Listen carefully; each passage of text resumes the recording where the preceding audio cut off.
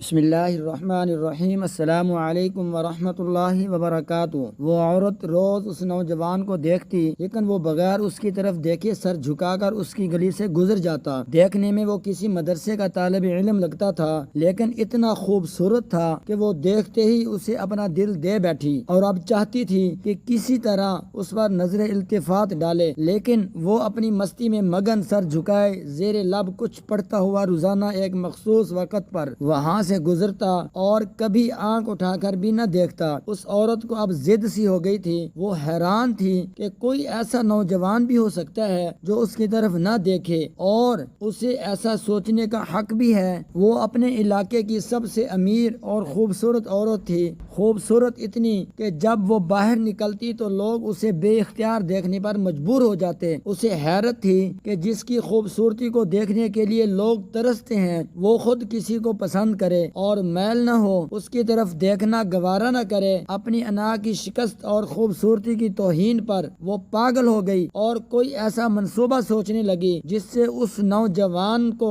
حاصل کر سکے اور اس کا غرور توڑ سکے۔ آخر کار شیطان نے اسے ایک ایسا طریقہ سمجھا دیا جس میں پھنس کر وہ نوجوان اس کی بات مانے بنا رہ ہی نہیں سکتا تھا۔ اگلے دن جب وہ نوجوان اس گلی سے گزر رہا تھا تو ایک عورت اس کے قریب آئی اور کہنے لگی، بیٹا میری مالکن تمہیں بلا رہی ہے۔ نوجوان نے کہا، اماں جی آپ کی مالکن کو مجھ سے کیا کام ہے؟ اس عورت نے کہا، بیٹا اس نے تم سے کوئی مسئلہ پوچھنا ہے، وہ مجبور ہے، خود باہر نہیں آ سکتی۔ نوجوان اس عورت کے ساتھ چلا گیا۔ اس کے وہم و گمان میں بھی نہیں تھا کہ جو عورت اسے بلا رہی ہے اس کا منصوبہ کیا ہے، وہ کیا چاہتی ہے۔ وہ تو اپنی فطرتی سادہ دلی کی وجہ سے اس کی مدد کرنے کے لیے اس کے گھر آ گیا۔ اس کے ذہن میں تھا کہ شاید کوئی بوڑھی عورت ہے جو اپنی کسی معذوری کی وجہ سے باہر آنے سے قاصر ہے۔ نوکرانی نے اسے ایک کمرے میں بٹھایا اور انتظار کرنے کا کہہ کر چلی گئی۔ تھوڑی دیر بعد کمرے میں وہی عورت داخل ہوئی۔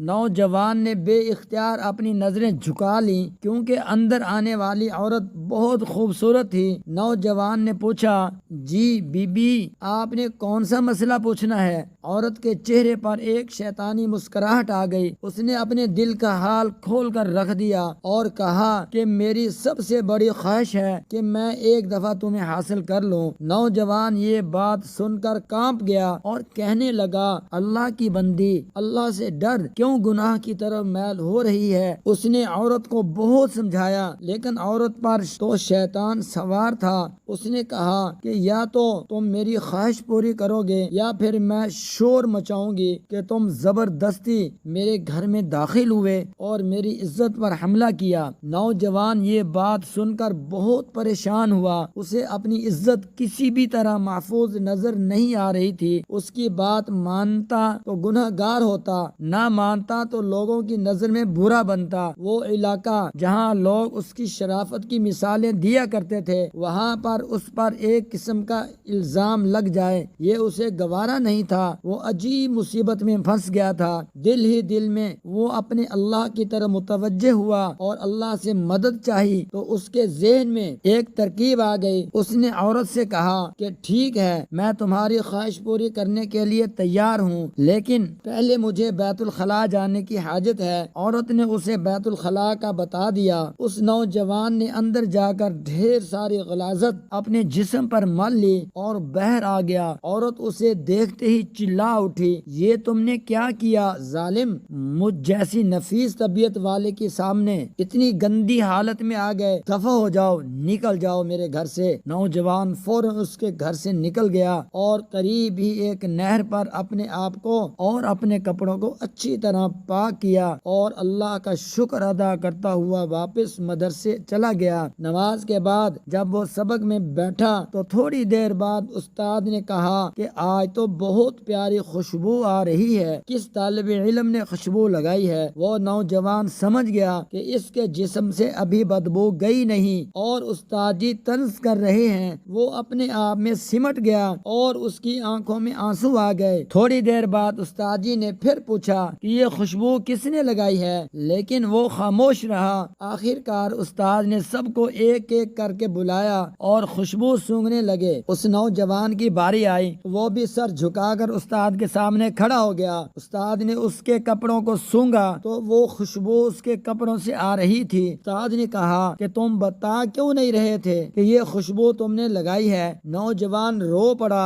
اور کہنے لگا، استاد جی اب اور شرمندہ نہ کریں، مجھے پتا ہے کہ میرے کپڑوں سے بدبو آ رہی ہے، لیکن میں مجبور تھا۔ اور اس نے سارا واقعہ استاد کو سنایا۔ استاد نے کہا کہ میں تمہارا مذاق نہیں اڑا رہا، خدا کی قسم تمہارے کپڑوں سے واقعی ایسی خوشبو آ رہی ہے جو میں نے آج سے پہلے کبھی نہیں سونگھی، اور یقیناً یہ اللہ کی طرف سے ہے کہ تم نے اپنے آپ کو گناہ سے بچانے کے لیے اپنے آپ کو گندگی لگانا پسند کر لیا، لیکن اللہ نے اسی گندگی کو ایک ایسی خوشبو میں بدل دیا جو کہ اس دنیا کی نہیں لگتی۔ کہتے ہیں کہ اس نوجوان کے ان کپڑوں سے ہمیشہ ہی وہ خوشبو آتی رہی۔ یہ واقعہ بالکل سچا ہے اور ایک عالم دین نے اپنے بیان میں سنایا تھا۔ انہوں نے جگہ اور مدرسے کا نام بھی بتایا تھا جو کسی وجہ سے بیان نہیں کیا گیا۔